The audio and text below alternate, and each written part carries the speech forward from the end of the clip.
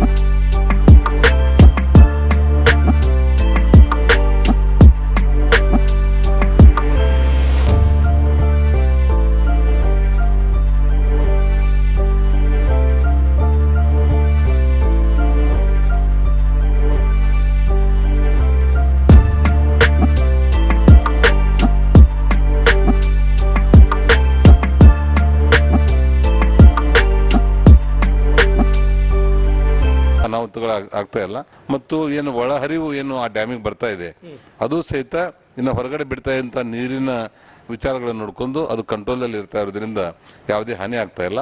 ಮತ್ತು ಇಡೀ ಕಲಬುರಗಿ ಜಿಲ್ಲೆಯಲ್ಲಿ ವಾಡಿಕೆಯಂತೆ ಪ್ರತಿ ವರ್ಷ ಈ ತಿಂಗಳಲ್ಲಿ ಎಷ್ಟು ಮಳೆ ಆಗಬೇಕು ಅದಕ್ಕಿಂತ ಸ್ವಲ್ಪ ಜಾಸ್ತಿ ಆಗಿದೆ. ಇದರಿಂದ ಯಾವುದೇ ರೀತಿಯಿಂದ ತೊಂದರೆ ಇಲ್ಲ ಅನ್ನುವಂಥದ್ದು ಹೇಳ್ಬೋದು. ಮತ್ತು ರೈತರಿಗೆ ಬಿತ್ತನೆ ಬೀಜ ಮತ್ತು ಗೊಬ್ಬರ ಯಾವುದೇ ರೀತಿಯಿಂದ ತೊಂದರೆ ಆಗಲಿದೆ ನೋಡಿದ್ದೀವಿ.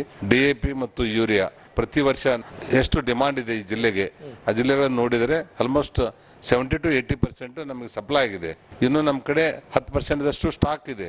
ಇದು ಸ್ಟಾಕ್ ಮುಗಿದ್ರೊಳಗಾಗಿನೇ ಮತ್ತೆ ನಾವು ಡಿಮಾಂಡ್ ಅನ್ನ ಸರ್ಕಾರಕ್ಕೆ ತಲುಪಿಸಿದಾಗ ಅವರು ನೇರವಾಗಿ ರಸಗೊಬ್ಬರಗಳನ್ನ ಸಪ್ಲೈ ಮಾಡಲಿಕ್ಕೆ ಅವ್ರು ರೆಡಿ ಇದ್ದಾರೆ. ಅದರ ಸಲುವಾಗಿ ಯಾವುದೇ ರೀತಿಯಿಂದ ರೈತರಿಗೆ ಬಿತ್ತನೆ ಬೀಜ ಮತ್ತು ರಸಗೊಬ್ಬರದ ತೊಂದರೆ ಆಗಲಾರದಂತೆ ಜಿಲ್ಲಾ ಆಡಳಿತ ನೋಡ್ಕೊಳ್ತಾ ಇದೆ. ಈಗಿನ ಪರಿಸ್ಥಿತಿಯಲ್ಲಿ, ಸದ್ಯದ ಪರಿಸ್ಥಿತಿಯಲ್ಲಿ ನೆರೆ ಬಂದಿಲ್ಲ, ಪ್ರವಾಹ ಬಂದಿಲ್ಲ, ಆದರೆ ಬೆಳೆ ಹಾನಿಯಾದದ್ದು ಅಥವಾ ಮನೆ ಬಿದ್ದದ್ದು ಈ ರೀತಿಯ ಘಟನೆಗಳು ಏನಾದರೂ ವರದಿಯಾಗಿದೆ? ನಮ್ಮ ಕಲಬುರಗಿ ಜಿಲ್ಲೆಯಲ್ಲಿ ಈ ಮಳೆಗೆ ಮನೆ ಕುಸಿದು ಅಫಜಲ್ಪುರ ತಾಲೂಕದಲ್ಲಿ ಮನೆ ಬಿದ್ದಿರುವಂತದಕ್ಕೆ ನಾನು ಮತ್ತು ಅಲ್ಲಿ ಸ್ಥಳೀಯ ಶಾಸಕರು, ಜಿಲ್ಲೆಯ ಶಾಸಕರು, MP ಅವರು ಮತ್ತು ಜಿಲ್ಲಾಡಳಿತ ಎಲ್ಲರೂ ಸೇರಿ ಒಂದು ಭೇಟಿಯನ್ನು ಕೊಟ್ಟು 75% 100% ಬಿದ್ದಿರುವಂತ ಮನೆಗಳಿಗೆ 5 ಲಕ್ಷ ರೂಪಾಯಿ, 25% 75% ಮನೆಗಳು ಬಿದ್ದಿರುವಂತದಕ್ಕೆ 3 ಲಕ್ಷ ರೂಪಾಯಿ, 15% 25% ಬಿದ್ದಿರುವಂತದಕ್ಕೆ 50,000 ರೂಪಾಯಿ ನಾವು ಅದಕ್ಕೆ ಪರಿಹಾರ ಕೊಡುವಂತದಕ್ಕೆ ಅಧಿಕಾರವನ್ನ ಜಿಲ್ಲಾಧಿಕಾರಿಗೆ ಮತ್ತು ತಹಸೀಲ್ದಾರ್ಗಳಿಗೆ ಕೊಟ್ಟಿದ್ದೇವೆ. ಅದ್ರ ಜೊತೆಗೇನೆ ಇಮಿಡಿಯೇಟ್ ಆಗಿ ಮನೆ ಬಿದ್ದ ತಕ್ಷಣನೇ 10,000 ರೂಪಾಯಿಗಳನ್ನು ಕೊಡುವಂತದ್ದು ಯೋಜನೆಯನ್ನು ಸಹಿತ ಮಾಡಿದ್ದೀವಿ. ಅದಕ್ಕೆ ಇಮಿಡಿಯೇಟ್ ಆಗಿ PDOಗಳು ತಹಸೀಲ್ದಾರ್ಗೆ ಅದನ್ನ ರಿಪೋರ್ಟ್ ಅನ್ನು ಕೊಟ್ಟಾಗ 10,000 ರೂಪಾಯಿ ಇಮಿಡಿಯೇಟ್ ಆಗಿ ನಮ್ಮವ್ರಿಗೆ ಮನೆಗೆ ಬಂದು ಕೊಟ್ಟು ಬರುವಂತದ್ದು ಮಾಡಿದ್ದೀವಿ. ಈ ರೀತಿ ಇಡೀ ರಾಜ್ಯಾದ್ಯಂತ ಈ ಯೋಜನೆಯನ್ನ ಸನ್ಮಾನ್ಯ ಮುಖ್ಯಮಂತ್ರಿಗಳು ಘೋಷಣೆ ಮಾಡಿದ್ದಾರೆ. ಇದರಿಂದ ಯಾರೇ ಮನೆ ಬಿದ್ದರೂ ಸಹಿತ ಅವರು ಆತಂಕ ಪಡುವಂಥದ್ದು ಅವಶ್ಯಕತೆ ಇಲ್ಲ. ಮತ್ತೆ ಹೊಳ್ಳಿ ಅದೇ ಕಲ್ಲು ಮಣ್ಣು ತಗೊಂಡು ಅಥವಾ ಹೊಸ ಇನ್ನೊಂದು ಸ್ವಲ್ಪ ಒಳ್ಳೆ ರೀತಿಯಿಂದ ಕಟ್ಟಡ ಕಟ್ಟಲಿಕ್ಕೆ 5 ಲಕ್ಷ ರೂಪಾಯಿಗಳನ್ನ ಬಳಸ್ಕೋಬಹುದಾಗಿದೆ. ಈಗಾಗಲೇ ತಾವು ಹಲವು ತಾಲೂಕುಗಳಲ್ಲಿ ಸಂದರ್ಶನ ನೀಡಿ ಅದು ಪ್ರವಾಹದಿಂದ ತೊಂದರೆಗೆ ಒಳಗಾದವರನ್ನು ಭೇಟಿಯಾಗಿದ್ರಿ. ಎಲ್ಲೆಲ್ಲಿ ವಿಸಿಟ್ ಮಾಡಿದ್ದೀರಿ, ಭೇಟಿ ಕೊಟ್ಟಿದ್ದೀರಿ? ನಾನು ಒಂದು 3 ವಿಲೇಜ್ಗಳಿಗೆ ಭೇಟಿ ಕೊಟ್ಟಿದ್ದೇವೆ. ನಂತರ ಈ ಫ್ಲಡ್ ಅಫೆಕ್ಟೆಡ್ ಏರಿಯಾದಲ್ಲಿ ಬೆಳೆಗಳ ಹಾನಿ ಬಗ್ಗೆನೂ ತಾವು ಕೇಳಿದಿರಿ. ಆ ಬೆಳೆ ಹಾನಿ ಇವತ್ತು ಮಳೆ ಬರ್ತಾ ಇರೋದ್ರಿಂದ ಅಧಿಕಾರಿಗಳಿಗೆ ಫೀಲ್ಡ್ದಲ್ಲಿ ಹೋಗ್ಲಿಕ್ಕೆ ಆಗೋದಿಲ್ಲ. ಸ್ವಲ್ಪ ಅದು ಡ್ರೈ ಆದಮೇಲೆ ಒಂದು ಸ್ವಲ್ಪ ಬಿಸಿಲು ಬಿದ್ದ ಮೇಲೆ ಅದು ಎಷ್ಟೆಷ್ಟು ಹಾನಿ ಆಗಿದೆ ಅನ್ನುವಂಥ ನಿಗದಿತವಾಗಿರುವಂಥ ಅಂಕಿಅಂಶಗಳು ಸಿಗ್ತಾ ಇದೆ. ಅಂಕಿಅಂಶ ಸಿಕ್ಕ ಮೇಲೆ ನಾವು ರಾಜ್ಯಕ್ಕೆ ತಿಳಿಸಿ ಕೃಷಿ ಇಲಾಖೆ ಮುಖಾಂತರ ಮುಖ್ಯಮಂತ್ರಿಗಳ ಗಮನಕ್ಕೆ ತಂದು ಆ ಪರಿಹಾರ ಕೊಡುವಂಥ ವ್ಯವಸ್ಥೆಯನ್ನು ಮಾಡ್ತೇವೆ. ಸರ್, ತಾವು ಒಂದು ಮಾತನ್ನು ಹೇಳಿದ್ರಿ, ಶಾಲೆಗಳ ದುರಸ್ತಿಗೆ ಯಾರು ಕೂಡ ಆತಂಕ ಪಡಬೇಡಿ. ಈ ಸಂದರ್ಭದಲ್ಲಿ ರಾಜ್ಯಾದ್ಯಂತ ಒಂದು ನೀತಿಯನ್ನು ನಿರೂಪಿಸಿ ಒಂದು ದುರಸ್ತಿ ಕಾರ್ಯವನ್ನು ಕೈಗೊಳ್ತೇವೆ ಅಂತ. ಆ ಬಗ್ಗೆ ನೀವು ಏನು ಮಾಹಿತಿಯನ್ನು ಕೊಡ್ತೀರಿ? ಕರ್ನಾಟಕ ರಾಜ್ಯದಲ್ಲಿ ಶಿಕ್ಷಣ ವ್ಯವಸ್ಥೆಯಲ್ಲಿ ಈ ನಮ್ಮ ಕಲಬುರಗಿ ಅತ್ಯಂತ ಹಿಂದುಳಿದ ಭಾಗವಾಗಿದೆ. ಇದ್ರ ಸಲ ಶಿಕ್ಷಣದಲ್ಲಿಯೂ ಸಹಿತ ನಮಗೆ ಸ್ಯಾಟಿಸ್ಫ್ಯಾಕ್ಷನ್ ಇಲ್ಲ. ಅದನ್ನು ಸುಧಾರಣೆ ಮಾಡೋದ್ರ ಸಲುವಾಗಿ ಇಡೀ ಎಲ್ಲ ಗ್ರಾಮಗಳಲ್ಲಿಯೂ ಸಹಿತ ಆ ಶಿಕ್ಷಣದ ವ್ಯವಸ್ಥೆಯನ್ನು ಸುಧಾರಣೆ ಮಾಡಲಿಕ್ಕೆ ಒಂದು ರೂಮ್ಗಳನ್ನು ಕಟ್ಟುವಂಥದ್ದು ಇರ್ಬೋದು, ಮತ್ತು ಅಲ್ಲಿ ಶಿಕ್ಷಕರ ಕೊರತೆಯನ್ನು ನಿವಾರಣೆ ಮಾಡುವಂಥದ್ದು ಇರ್ಬೋದು, ಮತ್ತು ಸ್ಮಾರ್ಟ್ ಕ್ಲಾಸ್ಗಳನ್ನು ಮಾಡುವಂಥದ್ದು ಇರ್ಬೋದು. ಇವೆಲ್ಲವುಗಳನ್ನು ಸರಿ ಮಾಡೋದ್ರ ಸಲುವಾಗಿ ಆ ಶಿಕ್ಷಣಕ್ಕೆ ಅತಿ ಹೆಚ್ಚು ಒತ್ತನ್ನು ಕೊಟ್ಟು ಸರ್ಕಾರದಿಂದ ಮತ್ತು KKRDBಯಿಂದ ಅವ್ರಿಗೆ ಹಣವನ್ನು ಒದಗಿಸುವಂಥ ಕಾರ್ಯಕ್ರಮವನ್ನು ಮತ್ತು CSR ಆಕ್ಟಿವಿಟಿದಲ್ಲಿ ಬೇರೆ ಬೇರೆ ಕಂಪನಿಗಳು ದುಡ್ಡನ್ನು ಕೊಟ್ಟಾಗ ಅದನ್ನು ಶಿಕ್ಷಣಕ್ಕಾಗಿ ನಾವು ಅದನ್ನು ಬಳಸ್ಕೊತಾ ಇದ್ದೀವಿ. ಈಗ ನಿಮಗೆ SSLC ಫಲಿತಾಂಶದ ಬಗ್ಗೆ ಒಂದು ತೃಪ್ತಿ ಇಲ್ಲ? SSLC ಪರೀಕ್ಷೆಯಲ್ಲಿ ಕಲ್ಯಾಣ ಕರ್ನಾಟಕದಲ್ಲಿ ನಾವು ನಿರೀಕ್ಷೆ ಭಾಳ ಇಂಪ್ರೂವ್ಮೆಂಟ್ ಮಾಡ್ಬೋದು ಅನ್ನೋಂಥದ್ದು ಮಾಡಿದ್ದೀವಿ. ಅದು ಕರೋನಾದು ಬಂದಿದ್ದರಿಂದ ಆಗಿಲ್ಲ. ಆದರೆ ಈ ವರ್ಷ 22-23ರಲ್ಲಿ ನಿಶ್ಚಿತವಾಗಿಯೂ ಸಹಿತ ಇದನ್ನು ನಾನು ಇಂಪ್ರೂವ್ಮೆಂಟ್ ಮಾಡಿ ತೋರಿಸ್ತೀನಿ. ಈಗ ಪ್ರವಾಹದ ಸಂದರ್ಭದಲ್ಲಿ, ಈ ಮಳೆಯ ಸಂದರ್ಭದಲ್ಲಿ ರೈತರಿಗೆ ಮತ್ತು ಜನರಿಗೆ ನೀವು ಯಾವ ರೀತಿ ಸರ್ಕಾರದೊಂದಿಗೆ ಸಹಕಾರ ಕೊಡಬೇಕು ಅಂತ ತಾವು ಮನವಿ ಮಾಡ್ಕೊಳ್ತೀರಿ? ಈಗ ಕಲ್ಯಾಣ ಕರ್ನಾಟಕದಲ್ಲಿ ಯಾವುದೇ ರೀತಿಯಿಂದ ಈ ಫ್ಲಡ್ ಆಗಿರುವಂಥದ್ದಾಗಿರಲಿ, ಬೆಳೆ ಹಾನಿಗಳಾಗಿರುವಂಥದ್ದಾಗಿರಲಿ, ಅದು ನೇಚರ್ದಲ್ಲಿ ದೇವರು ಮಾಡಿರುವಂಥದ್ದು, ಯಾವುದೇ ರೀತಿಯಿಂದ ಮನುಷ್ಯರು ಮಾಡಿರುವಂಥದ್ದಲ್ಲ.